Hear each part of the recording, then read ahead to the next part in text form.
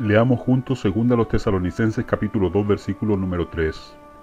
Nadie os engañe en ninguna manera, porque no vendrá, sin que antes venga la apostasía y se manifieste el hombre de pecado, el hijo de perdición.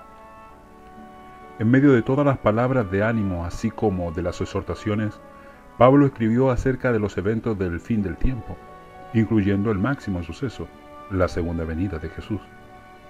En el mensaje de esta semana, Pablo habla sobre el fin, pero ahora su énfasis es un poco diferente. Cuando estuvo con ellos les dio detalles de la segunda venida.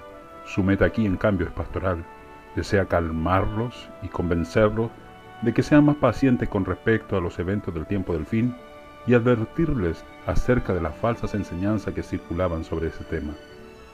Este pasaje, es decir, 2 Tesalonicenses capítulo 2, versículos 1 y 2, contiene varias palabras griegas que apuntan a 1 Tesalonicenses capítulo 4, versículo 13, al capítulo 5, versículo 11, tales como la venida de nuestro Señor, en el capítulo 4, versículo 15, la reunión con Él, capítulo 4, versículo 17, y el día del Señor, del capítulo 5, versículo 2.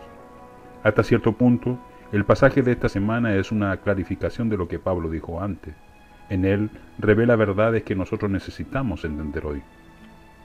Lee 2 Tesalonicenses capítulo 2 versículo 1 al 3. No hay evidencia clara aquí de que la iglesia hiciera preguntas acerca de la segunda venida de Jesús, pero Pablo percibe un problema y se ocupa de él. La idea de nuestra reunión con él nos recuerda lo que el apóstol escribió en su carta anterior. Las palabras de Pablo aludían a la advertencia dada por Jesús. Los tesalonicenses habían sido fácilmente confundidos con información recibida en el poco tiempo que había pasado desde que el apóstol escribiera su primera carta. Pablo no identifica la fuente de esa confusión. Por espíritu, en 2 Tesalonicenses 2.2, tal vez se refiere a una enseñanza profética, quizás de un falso profeta, o una mala comprensión de su primera epístola. La segunda posible fuente era una enseñanza pasada de boca en boca entre los miembros. Cuando menciona una carta como si fuera nuestra, Pablo se refiere a una carta falsa en su nombre o el mal uso de una de sus cartas genuinas. No importa cuánto un pastor vigile a su iglesia, hay muchas maneras en que pueden entrar ideas falsas. Puede ser más fácil para los miembros aceptar un rumor que examinar las escrituras por sí mismos. A veces las ideas nuevas pueden aún ser bíblicas en parte, pero no están en armonía con enseñanzas bíblicas complementarias. Este parece haber sido el problema en Tesalónica. Los tesalonicenses conocían mucho acerca de la segunda venida de Jesús y de los eventos que le precederían, pero tendían a enfatizar un extremo u otro sin la perspectiva que lo equilibraran. No habían atendido las palabras de Jesús acerca de buscar señales de su regreso.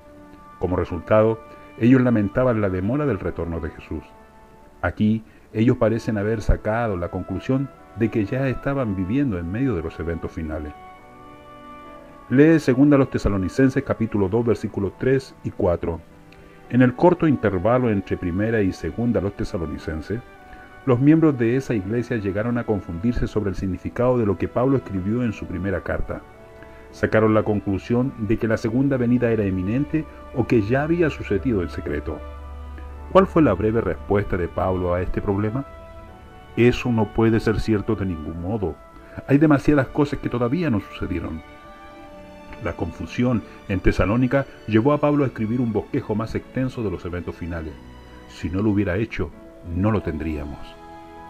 Los versículos 3 y 4 son una oración incompleta en el original. La frase «porque no vendrá» falta en el griego, y la mayoría de las traducciones la añade. Pablo ilumina las cosas que tienen que suceder antes de que Jesús pueda venir. Habrá una apostasía, y luego se revelará el hombre de pecado. Esa revelación se describe en 2 Tesalonicenses capítulo 2 versículo 8 al 10 como la obra de Satanás, justo antes de la venida de Jesús. Pero antes de la revelación de la iniquidad hay un periodo de misterio y de restricción. En el versículo 4 es una descripción del hombre de pecado, o hombre de ilegalidad, que opera escondida por un tiempo y que será revelado al fin. Él se opone a Dios, se exalta a sí mismo por sobre Dios, se sienta en el templo y proclama que Él es Dios. Este versículo está lleno de alusiones a textos del Antiguo Testamento y del Nuevo Testamento. El que se opone nos recuerda a Satanás en Zacarías capítulo 3 versículo 1. se exalta por sobre Dios y usurpa el lugar de Dios, y nos recuerda al cuerno pequeño de Daniel 8. Mostrarse como Dios nos recuerda a Satanás en Isaías 14 y Ezequiel 28. También sugiere el poder blasfemo de Daniel 11, versículo 36 al 39. Así la descripción del hombre de pecado apunta tanto a Satanás mismo como a un malvado agente de Satanás en la historia del cristianismo. Lee 2 Tesalonicenses capítulo 2 versículo 5 al 7. Combinando estos versículos con los anteriores podemos ver que Pablo está bosquejando 3 etapas de la historia desde su tiempo hasta el fin. La etapa en la segunda venida. Antes de esta etapa está la revelación del hombre de pecado, conocido a sí mismo como el inicuo, y antes de esa etapa también hay un tiempo de misterio y restricción. Aunque nos gustaría mucho entender completamente lo que Pablo está queriendo decir aquí, hay varios puntos de incertidumbre en este versículo. El poder que detiene o restringe es neutro, una cosa, en el versículo 6, y es masculino, una persona, en el versículo 7. El inicuo, masculino, en el versículo 8, es neutro en el versículo 7, ministerio de iniquidad. Y no es claro, versículo 7, si el poder que detiene es quitado de en medio o tiene autoridad para irse. De acuerdo con otros pasajes del Nuevo Testamento, ¿qué está deteniendo la segunda venida? Lee Mateo 24, versículo 14, Mateo 13, versículo 10, Apocalipsis 14, versículos 6 y 7. En gran parte del Nuevo Testamento, los eventos que llevan a la segunda venida siguen a la proclamación final del Evangelio. En este caso, entonces, es posible que Dios mismo sea quien detiene aquello de lo que habla Pablo, reteniendo los eventos finales hasta que todos hayan tenido la oportunidad de oír el Evangelio. Lee 2 Tesalonicenses capítulo 2, versículo. El hombre de pecado aparece en 2 Tesalonicenses capítulo 2, versículos 3 y 4. A lo largo de la historia del cristianismo ha socavado la ley de Dios, el sábado por ejemplo, y ha usurpado poderes que pertenecen solo a Cristo. En Daniel capítulo 7, versículos 20 al 25, el cuerno pequeño, y Apocalipsis 13, versículo 1 al 7, la bestia que sube del mar, ese poder actúa después de la caída del imperio romano pagano. Une la autoridad religiosa con la secular y persigue a los santos de Dios. El único poder que cumple todas las especificaciones de la profecía es el papado. Muchos intérpretes desde la Edad Media hasta hoy lo designan como el anticristo. Aunque cabe señalar que en los últimos 2 siglos la gran mayoría de los cristianos dejaron esta interpretación, lo que resulta algo interesante a la luz de cómo entendemos los eventos finales. Esta identificación del papado cumple las especificaciones de que el hombre de pecado sea tanto masculino, una persona, como neutro, un poder o institución. En el versículo 7, el misterio de la iniquidad designa apropiadamente su actividad, pero justo antes de la venida del Señor habrá un desafío abierto y mundial a Dios y a sus leyes. La continuidad de esos poderes en diversos pasajes indica que el papado desempeñará un papel principal en el final del tiempo. El pasaje de hoy revela un anticristo aún mayor del que actuó antes. Satanás mismo es el autor de los engaños del tiempo del fin. Al acercarse el retorno de Jesús, pondrá a un lado las precauciones y aparecerá en persona para imitar el ministerio terrenal de Jesús. Por medio de milagros falsos, apartará a la gente del Evangelio y aún de la segunda venida misma. Medita en el amor de la verdad, como la recibimos. ¿Por qué tener este amor ayudará a no ser engañado en los últimos días? ¿Cómo podemos recibir el amor de la verdad ahora? Lee 2 Tesalonicenses capítulo 2 versículos 10 al 12. Muchas personas encuentran desafiante el versículo 11. Pablo afirma, Dios les envía un poder engañoso para que crean la mentira.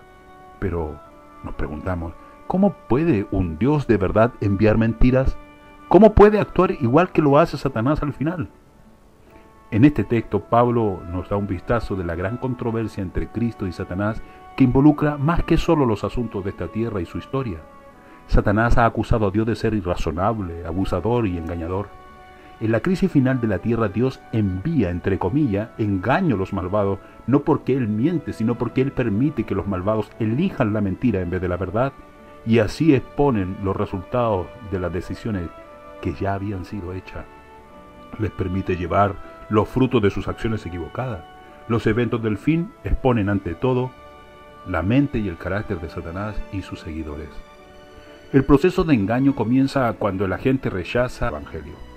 En el versículo 10 los malvados rehúsan recibir el amor de la verdad. La oferta de la salvación es el tema que yace detrás de los poderes apocalípticos de 2 Tesalonicenses 2. Por medio de sus enseñanzas y prácticas, el papado ha socavado el Evangelio. Esa obra continúa hasta que es expuesta por los eventos finales descritos en 2 Tesalonicenses capítulo 2, versículo 8 al 12. La proclamación final del Evangelio, según contan por Mateo 24, 14 y Apocalipsis 14, 6 y 7, prepara el escenario para el juicio final y los engaños del tiempo del fin. En definitiva, cualquiera sea la política y las manifestaciones religiosas exteriores de la gran controversia aquí en la tierra, el Evangelio de Jesucristo, no los eventos políticos, ha sido siempre la división entre el bien y el mal a lo largo de la historia. El anticristo revela su verdadero carácter al usurpar la vida, la muerte y el reinado celestial de Jesús. Todos los demás actores en el drama desempeñan papeles secundarios. Al corregir algunos conceptos equivocados acerca de los eventos finales, Pablo nos presenta verdades preciosas sobre el tema. Siempre debemos recordar que el problema vital no es el tiempo de los eventos finales o siquiera todos los detalles, sino de qué lado de la gran controversia elegimos estar.